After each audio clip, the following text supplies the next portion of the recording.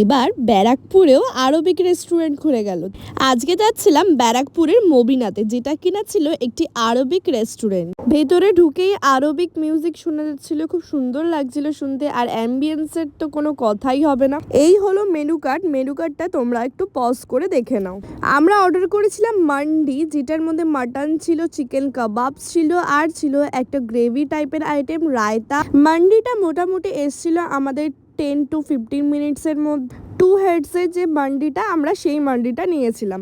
প্রথমে এই কাবাবসগুলো ছিল, আহা, এই ভেতরে জুসিনেসটা, ওফ, দারুণ লাগছিল কাবাবসগুলো খেতে। আমি তো ভাবলাম কাবাব খেয়েই পেট ভরিয়ে দেবো, কিন্তু না, ভুলেই গেছিলাম মান্ডি এখনো বাকি আছে। আর তার সাথে অর্ডার করেছিলাম প্রন তন্দুর। জাস্ট স্মোকিনেসটা তো দারুণ ছিল, আর মুখে রাখতেই গলে গেল পুরো। তারপরে একটু মান্ডি রাইসটা খেয়ে নিলাম। খেতে তো দারুণই ছিল, আর টেস্ট, কোয়ান্টিটি, কোয়ালিটি সবটাই দারুণ ছিল। আর লাস্টে কোল্ড ড্রিঙ্কসকে চলে এলাম বাড়ি।